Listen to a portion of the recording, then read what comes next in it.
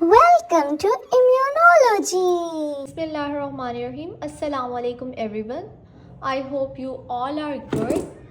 आज का जो हमारा लास्ट लेक्चर है बल्कि चैप्टर नंबर 61 का, और ये बहुत ही बेसिक्स है, बहुत इजी है, आप सबको बहुत मज़ा आने वाला है, इसमें कोई भी डिफ़िकल्ट चीज़ नहीं है।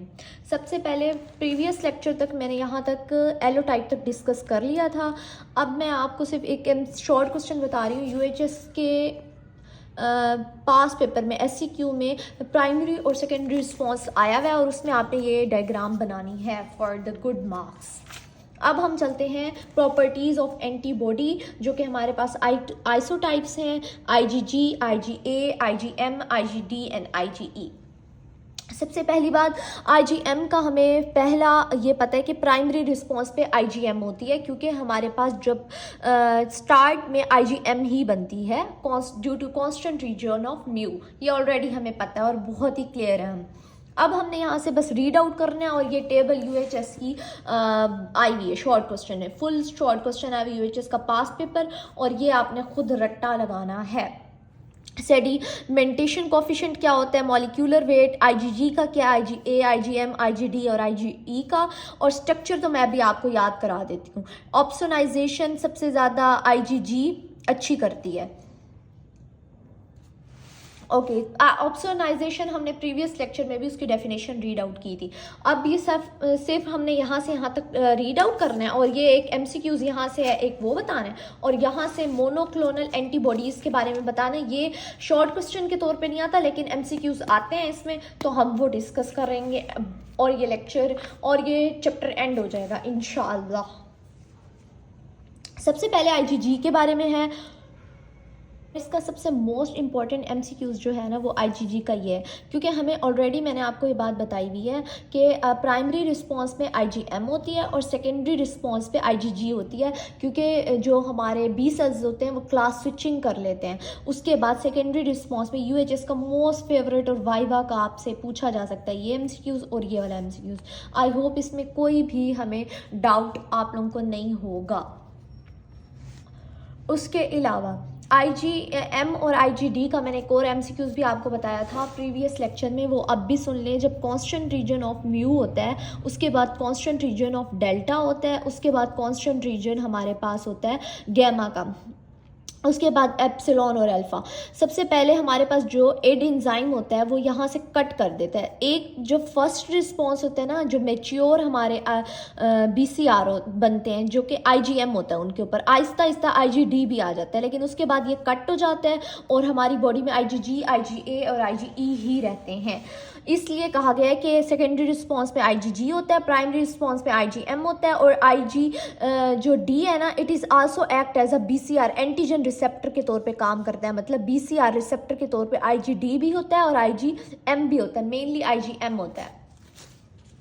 जैसे जैसे बी सेल मैच्योर हो जाते हैं उनके पास आईजीडी आ जाता है, और लिम्फॉइड टिश्यू में जब इसका फर्स्ट एक्सपोजर हो जाता है, उसके बाद सेकंड एक्सपोजर में क्लास स्विचिंग होकर आईजीजी बन जाती है। ये ऑलरेडी हम लोग प्रीवियस लेक्चर में डिस्कस कर चुके हैं और बहुत अच्छे से। उसके बाद हम यहाँ से रीड आउट करते हैं, ईच आईजीजी कंसिस्ट ऑफ 2। हमें पता है आईजीजी का स्ट्रक्चर, आप लोगों ने क्या करना है, सबसे पहले यहाँ आईजीजी का स्ट्रक्चर देखना है कि वो मोनोमर होती है। मोनोमर, इसमें 2 हैवी चेन होंगी और 2 लाइट चेन होंगी, जिसको 2 ही हैवी चेन और 2 ही लाइट चेन होंगी, ठीक है।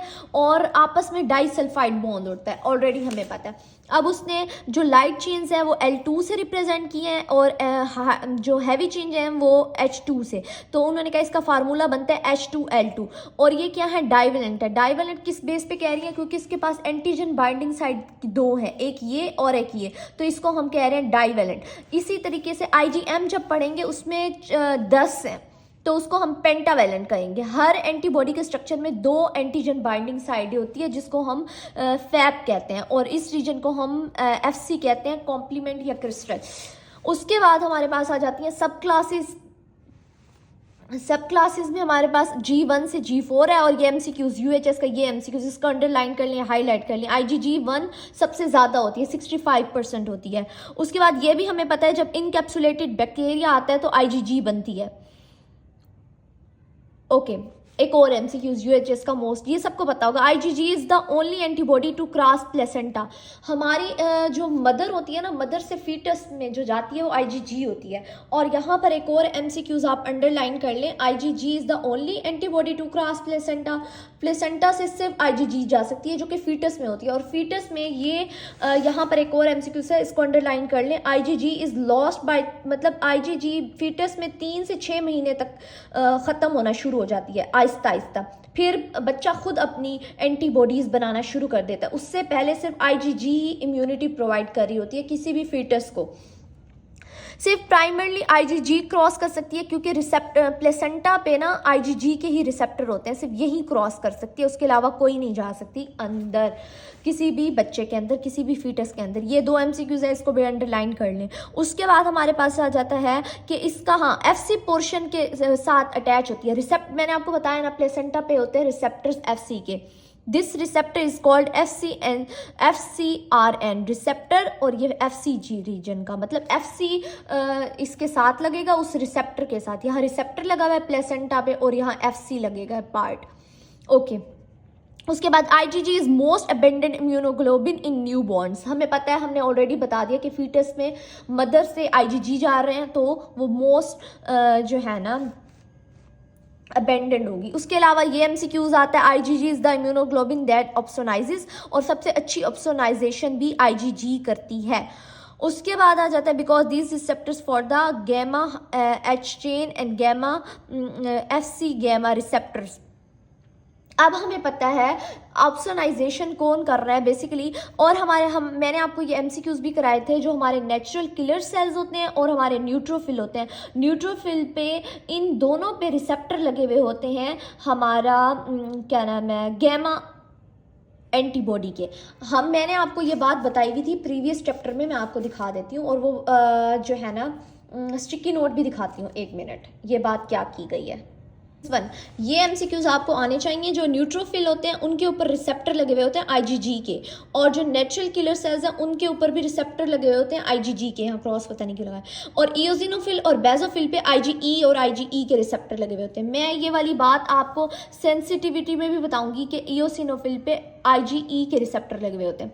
अब हमें पता है न्यूट्रोफिल में होते हैं ग्रेन्यूल्स, तो यहाँ पर आके एंटीबॉडी लगती है आईजीजी एंटीबॉडी, तो वो एंटीजन को पकड़ती है और ये अपने ग्रेन्यूल्स से एंजाइम्स रिलीज करते हैं और इस एंटीजन को ख़त्म कर देते हैं। ये इसका तरीका था, और ये हमने कौन से चैप्टर में रीड आउट किया था, chapter number 58।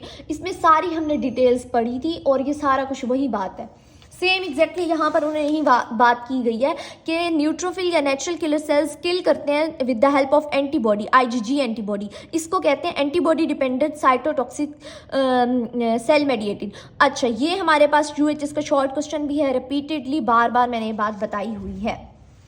Okay, natural killer cells की बात की गई है, ये हमें पता है। नेचुरल किलर सेल्स में एंजाइम्स होते हैं, ग्रेन्यूल्स होते हैं, परफोरेंस और प्रोटीएजेस रिलीज करते हैं।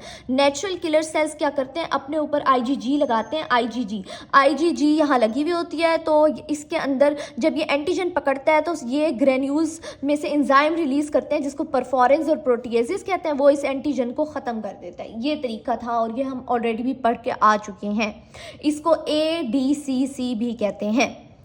ओके, आईजीजी के ना 2-3 बातें बताई हैं कि शुगर के साथ अटैच हो जाता है। वो कहते हैं जो हमारे पास, अब आपको याद होगा एंटी बॉडी का structure, that is the antibody structure, ये आईजीजी का है। तो बेसिकली वो कहते हैं कि जो हमारे पास हैवी चेन है उसकी जो 2 डोमेन है, जो अब हैवी चेन के 3 कांस्टेंट थे, तो constant region of heavy region of 2, ये दिस वन।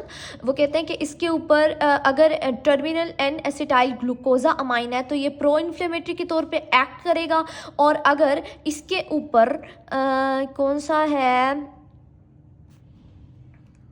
हाँ, सियालिक एसिड साइड है, सियालिक एसिड साइड चेन है, तो ये एंटी इन्फ्लेमेटरी के तौर पे एक्ट करेगा। और उसके बाद ये ML जो हमने लाइगेंड पढ़ा था, मेनोज बाइंडिंग लाइगेंड, उसके साथ अटैच हो जाएगा और कॉम्प्लीमेंट को एक्टिवेट करेगा। ये वाली बात हमने आगे कॉम्प्लीमेंट सिस्टम में पढ़नी है, तो कंफ्यूज मत होना। अब आ जाते हैं IgA के बारे। ऑलरेडी हमें पता है, बचपन से पढ़ते आ रहे हैं, IgA जो है बेसिकली हमारे पास इस शेप की होती है, मतलब इसमें 2 एंटीबॉडी मिल जाती हैं FC रीजन के साथ। और इसका स्ट्रक्चर क्या है, ये है दिस वन। और UHS में एक तो इसके रिलेटेड MCQs आया हुआ है J चेन का, किससे 2 आपस में एंटीबॉडी किससे अटैच हुई हुई है, J चेन से। नंबर 2 पे एक और MCQs आया हुआ था कि इसका स्ट्रक्चर कैसे होता है, तो हमें पता है इसमें 2 एंटीबॉडीज़ आपस में FC रीजन के साथ अटैच हो जाती हैं, एक ये MCQs आया हुआ था। और हमारे पास सिर्फ ये वाहिद होती है जो 2 इसके अंदर एंटीबॉडी होती हैं। और हमारे पास अगर इसका और ये सेक्रीशंस में होती है, हमारे स्लाइवा में होती हैं, हमारे जो है ना टेयर्स में होती हैं, हमारी जोन से भी ये वाली म्यूकस रिलेटेड चीज़ें हैं ना, वहाँ पर IgA होती है। एक तो ये इससे रिलेटेड मेन इम्यूनोग्लोबिन सेक्रेशंस में होती है, टीयर्स में, saliva, respiratory, intestinal, genital tract, इन सब में होती है, या आप पढ़ लेना। It prevents attachment of microorganisms, हमें ऑलरेडी पता है। इसमें H2L2 यूनिट्स होते हैं, 2 H2L2 यूनिट्स होते हैं, ये MCQs आ सकता है। और जे ज्वाइनिंग चेन के साथ ये आपस में अटैच होती हैं। और ज्वाइनिंग चेन किस किस के पास होती है, एक IgA और IgM के पास होती है। IgM के पास कैसे होती है, अब ना UHS का मोस्ट फेवरेट MCQs आया हुआ था कि यहाँ पर कितनी J चेन है, यहाँ पर भी एक J चेन है और यहाँ पर भी एक। और जो सेक्रेटरी चेन है ना, वो हमारे पास IgA के पास है। IgA के पास एक सेक्रेटरी प्रोटीन भी है, ठीक है, जो कि इंटेस्टाइनल ट्रैक्ट में होती है। तो इसका भी मैं आगे बताती हूँ, ये MCQs भी आया हुआ था और इससे रिलेटेड भी MCQs आया हुआ था। अच्छा जी, अब हमारे पास आ जाता है हाँ, इन दोनों के पास क्या है, IgA और IgM, एक तो मल्टीमर्स हैं और दूसरा इनके पास J चेन है और आपस में J चेन के साथ ये अटैच है। ये या बात नहीं बोली। अब ये आगे, secretory component is a polysaccharide synthesized by epithelial cell that provides for IgA। हाँ, म्यूकस, जो हमारे पास म्यूकोजल सरफेस है ना, उससे ना ये सेक्रीट होती है सेक्रेटरी प्रोटीन, जो कि हमारे IgA में होती है। और मोस्टली सीरम में IgA होती है, IgA हमारे सीरम में होती है, हमें पता है ये सेक्रीशंस में होती है। तो ये सारा कुछ तो बहुत ही बेसिक सी बातें हैं, इसमें कुछ ऐसा मुश्किल नहीं है जिसको एक्सप्लेन किया जाए। पहले आप लोग ये डिटेल्स पढ़ लेना, उसके बाद ये टेबल करना। अच्छा, अब सबसे पहले आपने स्ट्रक्चर्स को नहीं भूलना। आपको जब से स्ट्रक्चर्स याद होंगे ना, तो आप MCQs आराम से कर सकते हो। अब आ जाते हैं IgM का, ये मैं ऑलरेडी बता चुकी हूँ, प्राइमरी रिस्पॉन्स पे होती हैं और ये BCR रिसेप्टर के तौर पर काम करते हैं। इन serum IgM is a pentamer, ये पेंटामर के तौर पे होता है। इसमें 5 एंटीबॉडीज़ होती हैं जो कि आपस में अटैच होती हैं, डाइसल्फाइड बॉन्ड के साथ भी अटैच है और साथ में ज्वाइनिंग, एक ज्वाइनिंग, यहाँ पर ज्वाइनिंग नहीं दिखाई गई। ये बहुत इंपॉर्टेंट MCQs है। ओके, अब हमारे पास आ जाता है ये वाला MCQ, बहुत मज़े का है। एक तो ये मोस्ट एफिशिएंट है इन एग्लूटिनेशन। हमें पता है जब एग्लूटिनेशन हो रही होती है ना, तो ये मोस्ट इंपॉर्टेंट है, क्योंकि इस तरीके से सीरम में जो है ना प्रेजेंट होती है। अब हमारे पास आ जाता है एक और MCQ, जैसे कि हमने पढ़ा था कि IgG ऑप्सोनाइजेशन में बहुत इंपॉर्टेंट होता है और कॉम्प्लीमेंट सिस्टम को जो है ना एक्टिवेट करती है, लेकिन IgM इसके उलट है। वो उलट इन द सेंस ये है कि ये ADCC नहीं कराती। अब आपको अगर वो मेरे स्टिकी नोट्स जो कि मैंने स्टार्ट में आपको दिखाया है, तो हमें पता है जो नेचुरल किलर सेल्स होते हैं और जो हमारे न्यूट्रोफिल होते हैं, उन पे पास रिसेप्टर है IgG। और उसके अलावा हमारे पास जो एओसिनोफिल, बेसोफिल, उसके पास IgE के रिसेप्टर, लेकिन IgM के रिसेप्टर कहीं ऐसी जगह नहीं है, तो वो ADCC नहीं करा सकते, जो कि सेल टॉक्सिक्स जो होती है ना, ये काम नहीं करा सकते। Antibody dependent cytotoxic cell mediated immunity नहीं कराते। उसके अलावा IgM कॉम्प्लीमेंट सिस्टम के साथ बाइंड कर सकता है, C3b के साथ ऑप्सोनाइजेशन करा सकता है, IgG भी करा सकती है, IgM भी करा सकती है, ये बात याद रखनी है। उसके अलावा इसके पास हाईएस्ट एविडिटी होती है। What is avidity and affinity, इसमें दोनों का डिफरेंस है। मैं ये कहूँगी कि आप ChatGPT से पूछो, ये ना आपको इसलिए कह रही हूँ ताकि आपको भूले ना। मुझे ये पर्सनली बहुत कंफ्यूज करता था और मैंने जो चीज़ आप सर्च करो ना, वो बहुत इजी हो जाती है, वो आपको कभी नहीं भूलती लाइफ में। उसके अलावा मोस्ट एफिशिएंट है एग्लूटिनेशन में, हमें ऑलरेडी पता है it can be produce by the foetus in certain infection. ये फीटस सबसे पहले IgM ही प्रोड्यूस करेगा, अगर करेगा भी सही तो, लेकिन IgG पहले होगी जो कि प्राइमरी रिस्पॉन्स में होगी, और फीटस में सबसे ज़्यादा IgG ही होती है जो कि माँ से आती है, ऑलरेडी हमें पता है। IgD is no unknown antibody, इसमें ना लाइक ये इतना नहीं प्रेजेंट होती है हमारे पास। ये मैंने आपको पहले बताया एज अ BCR के रिसेप्टर के तौर पे होगी, वो भी बहुत कम अमाउंट में होगी, तो होगी सीरम में, इतना इसका इंपॉर्टेंस नहीं है IgD का। अब आ जाते हैं IgE। ये तो हम लोग जब पैरासाइट में, मैंने भी बताया था, पैरासाइट में भी IgE होती है और हाइपर सेंसिटिविटी रिएक्शन में भी IgE होती है, और IgE के रिसेप्टर बेसोफिल और मास्ट सेल्स में होते हैं। ये देखो यहाँ पर लिखा हुआ है FC region of the IgE binds to the FCE, मतलब जो हमारे मास्ट सेल्स हैं और बेसोफिल सेल्स हैं ना, उस पर IgE का FC रीजन अटैच होगा, ये ऑलरेडी हमें पता है। IgE जो है ना हमारे पास सबसे इंपॉर्टेंट MCQs, हम जब हाइपर सेंसिटिविटी की टाइप्स पढ़ेंगे 1 2 3 4, जो हमारी हाइपर सेंसिटिविटी 1 है उसको हम कहते हैं इमीडिएट या एनाफाइलेक्टिक हाइपर सेंसिटिविटी, उसमें IgE बहुत ज़्यादा होती है। ये हमारे पास मेन जो है ना MCQs आता है, और ये वहाँ पर भी हम पढ़ेंगे जब हाइपर सेंसिटिविटी पढ़ेंगे, तो हम देखेंगे इमीडिएट और एनाफाइलेक्टिक हाइपर सेंसिटिविटी में IgE बहुत ज़्यादा है, और पैरासाइट्स में भी IgE बहुत ज़्यादा होती है। FC region of IgE binds, ये मैं ऑलरेडी बता चुकी हूँ। उसके अलावा हमें ये पता होना चाहिए, ऑलरेडी हमें पता चल गया एनाफाइलेक्टिक और hyper sensitivity. IgE is present in trace amounts in normal, सिर्फ थोड़ी सी अमाउंट में ये जो है ना प्रेजेंट होगा, वरना एलर्जी में ये बहुत ज़्यादा होगा। दिखा रही हूँ, ये मेरी बहन को हाइपर सेंसिटिविटी हुई थी जिसमें ना उसकी IgE देखिए कितनी ज़्यादा है, हाँ कितनी ज़्यादा है IgE। तो ये हमारे पास अगर पैरासाइट आ जाता है या फिर हमारे पास कोई hyper sensitivity immediate anaphylactic hyper sensitivity है, तो उसमें हमारे पास IgE बहुत ज़्यादा होगी। ओके अब आ जाओ यहाँ पर दोबारा से, ये मैं ऑलरेडी आपको सारा बता चुकी हूँ कि जब पैरासाइट आएगा IgE बहुत ज़्यादा होगी, वॉर्म्स IgE तब बहुत ज़्यादा होगी, वॉर्म्स हमारे पास पैरासाइट ही होते हैं। IgE specific for worm proteins binds to the FC, ये ऑलरेडी बता चुकी हूँ। इयोजिनोफिल और बेसोफिल पर IgE के रिसेप्टर होते हैं। ओके ये वाला MCQs ऑलरेडी पता है, प्राइमरली IgG होती है, मैटरनल से आती है जो कि प्लेसेंटा को क्रॉस कर सकती है। उसके अलावा IgE जो है ना वो आहिस्ता आहिस्ता ख़त्म हो जाती है 3 से 6 मंथ के दरमियान। अब हमारे पास आ जाता है एक ये पैराग्राफ, इसमें आपने कुछ भी नहीं करना, बस ये है कि एंटी इम्यूनोग्लोबिन एंटीबॉडीज़ हम यूज़ करते हैं एंटीबॉडीज़ के ख़िलाफ़, IgG के ख़िलाफ़, IG जो है ना D के ख़िलाफ़, E के ख़िलाफ़, वो भी अपने किसी टेस्ट में यूज़ करते हैं या फिर हम लोग डायग्नोस्टिक पर्पस के लिए। अब हमारे पास UHS का एक MCQs आया हुआ था, वो मैं आपको बता देती हूँ। पॉलीक्लोनल के बारे में आया हुआ था, और हमारे पास मल्टी जो है ना मोनोक्लोनल के बारे में आया हुआ था, और बच्चों को ये समझ नहीं आता पॉलीक्लोनल क्या होता है और मोनोक्लोनल क्या होता है। और एक और MCQs आया हुआ था कि मल्टीपल माइलोमा में पॉलीक्लोनल होगा या मोनोक्लोनल होगा। मल्टीपल माइलोमा क्या है, हड्डियों का कैंसर, बोन मैरो का कैंसर, हिमेटोपोइटिक स्टेम सेल का कैंसर। तो उसमें क्या होगा, MM से याद रखना है कि मल्टीपल माइलोमा में मोनोक्लोनल एंटीबॉडीज़ होती हैं। मोनोक्लोनल एंटीबॉडीज़ और पॉलीक्लोनल एंटीबॉडीज़ में क्या डिफरेंस है, ये UHS का शॉर्ट क्वेश्चन आया हुआ था। और इससे रिलेटेड एक ये ना आपको इन्होंने एक एक्सपेरिमेंट बताया हुआ, वो भी इम्पॉर्टेंट है, वो भी मैं आपको भी बता देती हूँ।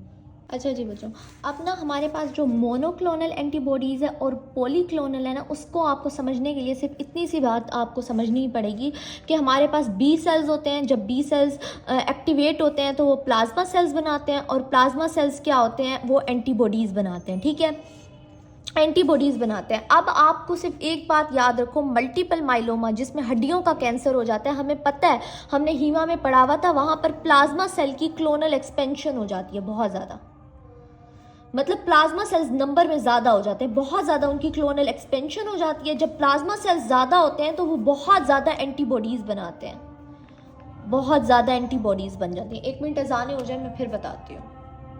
ओके बच्चों, अब हमारे पास सिंपल इज़ दैट, आपको अगर मल्टीपल माइलोमा पता है उसमें प्लाज्मा सेल की क्लोनल एक्सपेंशन हो जाती है। अब एक ही टाइप का बी सेल है, उसने एक ही टाइप का प्लाज्मा सेल बनाना है, तो उसने बहुत सारे अब प्लाज्मा सेल बन गए, उनका नंबर इंक्रीज़ हो गया बोन मैरो में, और उसने क्या किया, बहुत ज़्यादा एंटीबॉडीज़ बना ली। तो बेसिकली क्या होगा कि हमारे पास एक ही टाइप की एंटीबॉडीज कहेंगे जो कि एक ही क्लोन से बनी है, सेम क्लोन से, that is called the monoclonal antibodies. Okay, अब हमारे पास एक बी सेल है, ठीक है, एक बी सेल है, उसने एक प्लाज्मा सेल बनाया, ठीक है, और उसने एंटीबॉडीज बनाई। अब देखो एक और बी सेल है, उसने किसी और टाइप की एंटीबॉडीज बनाई होंगी ना, तो ये क्या है, डिफरेंट बी सेल्स हैं और डिफरेंट कॉम्बिनेशंस होगी। अब हमें पता है जब क्लास स्विचिंग होती है तो उसमें जो हमारे पास हैवी चेन थी उसमें वेरिएबल रीजन V45 तक जा रहे थे, ठीक है, ये हमने ऑलरेडी हम पढ़ के आ चुके हैं। उसमें वेरिएबल रीजन कितने होते हैं, डाइवर्स होते हैं, जॉइनिंग होती हैं, तो बेसिकली कितने हैं, वैरायटी है। तो B cell different B cells हैं और डिफरेंट टाइप्स ऑफ कॉम्बिनेशंस हैं, मगर ये भी IgG है और ये भी IgG है, तो ये क्या होगा, ये पॉलीक्लोनल होगा, डिफरेंट क्लोन से बन रही है। अब आपने बुक में एक लाइन लिख लो कि अगर आप पॉलीक्लोनल की बात करोगे तो आप लिखोगे कि different types of combinations make same IgG, different types of combinations make same IgG। मतलब क्या, इस बात का ये आप कंसेप्ट ले सकते हो कि आपके पास कॉम्बिनेशंस डिफरेंट हैं बी सेल के, या आप इसको रिएक्टेंट लिख लो, रिएक्टेंट डिफरेंट है मगर प्रोडक्ट सेम है, that is called the polyclonal. लेकिन मोनोक्लोनल में एक ही क्लोन से बन रही है, लेकिन पॉलीक्लोनल से different B cells different plasma cell बना रहे हैं, और प्लाज्मा सेल में उनकी जो है ना कॉम्बिनेशंस भी डिफरेंट होंगे, लेकिन IgG सेम बन रही है, that is called the polyclonal. और आपको MCQs भी कवर हो गया। अब एक हाइब्रिड डोमा सेल्स के बारे में और इसके बारे में क्या बात की गई है वो बताना है, वो भी आपके पास एज अ स्टोरी है, आप इसको स्टोरी एज अ लिख लेना। इस स्टोरी को आप ना बड़े अच्छे से सुनना, इसको मैं जूम इन कर लूँ एक बार। ओके, इसमें बेसिकली क्या हो रहा है कि एक ना साइंटिस्ट ने लैब में ना माउस लिया, रैट लिया या माउस लिया, उसकी ना स्प्लीन के अंदर उन्होंने ना एंटीजन इंजेक्ट किया। एंटीजन को AG से लिखते हैं और एंटीबॉडी को AB से लिखते हैं। अब एंटीजन इंजेक्ट किया तो इसकी स्प्लीन में जो B सेल्स थे उसने क्या बनाए, B सेल्स ने बनाई एंटीबॉडीज़। ओके, अब उनको इस टाइप की ना एंटीबॉडीज़ चाहिए थी इस एंटीजन के खिलाफ। मतलब अब फॉर एग्जांपल जैसे कोरोना की वैक्सीन बनाई थी, चाइना ने ही बनाई थी, तो उसने क्या किया था भाई, वो एंटीजन किसी चीज़ में डालते थे और उससे रिलेटेड एंटीबॉडीज़ बनाते थे, ताकि ना वही एंटीबॉडीज़ किसी को और इंसान में डाल सकें, ताकि वो पैसिव इम्यूनिटी क्रिएट कर सकें। अच्छा, अब दूसरी जगह उन्होंने क्या लिया, माइलोमा सेल लिया। माइलोमा सेल्स मतलब प्लाज्मा सेल, ऐसा प्लाज्मा सेल जो कि बहुत ज़्यादा मल्टीप्लाई करता है, जल्दी मल्टीप्लाई करता है, ठीक है, प्लाज्मा सेल लिया, लेकिन उसमें म्यूटेशन कर ली। कैसी म्यूटेशन कि वो एंटीबॉडी नहीं बना सकता। हालांकि हमने अभी पढ़ा कि जो मल्टीपल माइलोमा होता है उसमें प्लाज्मा सेल की क्लोनल एक्सपेंशन होती है और उसमें एंटीबॉडीज़ बहुत ज़्यादा बन रही होती है, लेकिन इसमें उन्होंने म्यूटेशन कर दी कि वो एंटीबॉडी ना बना सके। अब उन्होंने माइलोमा सेल और इस बी सेल को आपस में मिला लिया ताकि हाइब्रिड डोमा बन जाए, मतलब एक माइलोमा सेल और इस बी सेल को, ताकि इस बी सेल वाली एंटीबॉडी ये माइलोमा सेल बहुत ज़्यादा मिकदार में बना सके, ठीक है। उसने क्या किया, एक कल्चर लिया, कल्चर में वो अब ये वाली एंटीबॉडीज़ जो कि बना रहा था हमारा बी सेल और साथ में माइलोमा सेल आपस में मिलाए और इसमें डाल दिया और ये जो कल्चर है इसका नाम होता है HAD, हैड। इसको याद करने की जरूरत नहीं है, बस सुन लो। अब ये किस टाइप ऑफ एंटीबॉडीज बनाएगा, ये मोनोक्लोनल एंटीबॉडीज बनाएगा, क्योंकि माइलोमा सेल है, माइलोमा सेल जल्दी डिवाइड करता है और एंटीबॉडीज सेम टाइप की बनाता है। तो उसने क्या किया, बहुत सारी एंटीबॉडीज दे दी। तो इस तरीके से साइंटिस्ट वर्क करते हैं। तो ये देखो कि अंग्रेज कहाँ से कहाँ पहुंच गए हैं। वो माइलोमा सेल में म्यूटेशन करके बी सेल, एक और नॉर्मल बी सेल लिया, उसने एंटीबॉडी बनाई, फॉर एग्ज़ाम्पल किसी इंसान को जो है ना पोलियो जो है ना वायरस हुआ, तो उन्होंने पोलियो वैक्सीन कैसे बनाई, एग्जाम्पल ले लो, तो उन्होंने पोलियो का एंटीजन किसी भी रैट में डाला ताकि उसमें बी सेल एक्टिवेट हो और वो एंटीबॉडीज़, माइलोमा सेल में क्या किया उसने, म्यूटेशन की ताकि वो वाली एंटीबॉडीज़ ना बना सके। फिर उसने क्या किया, इन दोनों को मिला दिया, हाइब्रिडोमा बना दिया और उसको मिला दिया। जब उसको मिला दिया तो ये वाला माइलोमा सेल उनकी अपनी मर्जी की एंटीबॉडीज़ बना सके। अच्छा, ये हमारे पास इजी हो गया, बहुत ही आसान है, इसको एज ए स्टोरी याद रखना, बस एमसीक्यूज़ ये याद रखना, मोनोक्लोनल कौन सी होती है, पॉलीक्लोनल कौन सी होती है, और मल्टीपल माइलोमा में मोनोक्लोनल एंटीबॉडीज़ होती हैं, जो कि आपने एमएम से याद रखना है। मैंने भी एमएम से याद रखा था, यूएचएस का एमसीक्यू। उसके बाद इसकी टेस्टिंग आ सकती है, जैसे बी सेल के हमने टेस्ट पढ़े थे, सेम एग्जैक्टली फ्लो साइटोमेट्री पढ़ा था, इन वीवो पढ़ा था, इन विट्रो पढ़ा था, बस आप नाम याद रख लो, दैट्स इनफ। और हमें पता था फ्लो साइटोमेट्री में क्या करना है, ये मैंने आपको टी सेल में ऑलरेडी बताया है। अल्हम्दुलिल्लाह हमारा वाइंड अप हो गया। I hope you like the video, please like share and comment. और ये वाला टॉपिक बहुत आसान था, इसलिए मैंने इस लेक्चर को बहुत जल्दी वाइंड अप किया है। और ये आपको पढ़ने की ज़रूरत नहीं है, अगर रीड कर भी लो तो भी अच्छी बात है एज अ नॉलेज, लेकिन इससे शॉर्ट क्वेश्चन नहीं आता। बच्चों अब हम एमसीक्यूज़ भी देख लेते हैं। सबसे पहले इट्स टाइम टू प्ले, हाँ ठीक है। अब इसमें वो कहते हैं, ये बहुत इंपॉर्टेंट है, अभी हम पढ़ के आए हैं कि फर्स्ट क्लास ऑफ एंटीबॉडी जो अपेयर होती है किसी भी फीटस में, किसी भी पर्सन में, वो हमेशा, और जो पेंटामर है, अब इसमें 2 हिंट्स दे दिए हैं, वो IgM होती है, हमें पता है। अब रिगार्डिंग IgG कौन सी चीज़ बहुत एक्यूरेट है, ऑलरेडी हमें पता है जो मदर से फीटस तक जाती है वो IgG है, क्योंकि उसमें रिसेप्टर्स होते हैं। अच्छा, if a chain had a mutation in the binding J chains which of the following antibodies could not form, अगर J चेन में म्यूटेशन कर ले तो कौन सी एंटीबॉडीज नहीं बनेगी, हमें पता है IgA डाइमर होती है और ये पेंटामर होती है IgM, तो इस वजह से ये 2 नहीं बनेगी, क्योंकि अगर J चेन नहीं है इनको आपस में नहीं मिला सकती, मैंने आपको J चेन का बताया था। उसके बाद आ जाते हैं regarding the functions of different classes of antibodies which one of the things is most accurate, हमें पता है IgG ऑन द सर्फ, मैंने आपको पहले बताया IgG कौन से किसकी सरफेस पे रिसेप्टर्स होते हैं, न्यूट्रोफिल पे और नेचुरल किलर सेल्स पे IgG के होते हैं, और IgE के होते हैं इओसिनोफिल और बेसोफिल, ये वही वाली बात हो गई। उसके बाद आ जाता है, ये हमें पता है एंटीबॉडीज़ का जो मोस्ट जो वेरिएबल रीजन होता है, उसमें जो ऊपर वाली साइड होती है उसको हाइपर वेरिएबल रीजन कहते हैं, जो कि डाइवर्सिटी बहुत ज़्यादा शो करती है, और उसको हम CDR भी कहते हैं। ये ऑलरेडी हमने पढ़ा हुआ है, ये डिस्कस किया हुआ है। उसके बाद हमारे पास आ जाता है MCQ number 6 regarding T cell independent activation of B cell which one of the following, मतलब टी सेल पे डिपेंड नहीं कर रहा, तो हमारे पास ये जो है ना, हमारे पास ऑप्शन नंबर बी है इसका 6 का। तो इसमें क्या आया कि polysaccharide vaccines make use of adjuvants in part of, bypass का मतलब है स्किप कर देना, मतलब अगर हमारे पास टी सेल, मैंने ऑलरेडी बताया था टी सेल की ज़रूरत कब नहीं पड़ेगी, जब हमारे पास स्ट्रॉन्ग सिग्नल आएगा, सिग्नल 1 स्ट्रॉन्ग होगा तो हमारे पास टी सेल्स की ज़रूरत नहीं पड़ेगी, बी सेल खुद एक्टिवेट हो जाएगा और एंटीबॉडीज़ बनाएगा। तो हमने क्या कहा, पॉलीसेक्राइड आया, पॉलीसेक्राइड कौन सा होता है, कैप्सूल्स में होता है, तो इस वजह से हमारे पास टी सेल्स की जरूरत नहीं पड़ेगी, बाईपास का मतलब स्किप कर देंगे टी सेल की एक्टिवेशन, टी सेल की जरूरत नहीं है, बी सेल खुद बन जाएगा और खुद एंटीबॉडीज बनाएगा, खुद एक्टिवेट हो जाएगा। उसके बाद आ जाते हैं regarding T cell dependent vaccine activation of B cells which one of the following statement is true.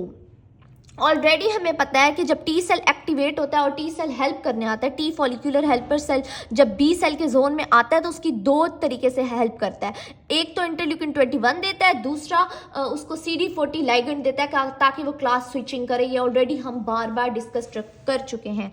अब आ जाते हैं new monoclonal antibody, monoclonal antibody का हमें ऑलरेडी पता है,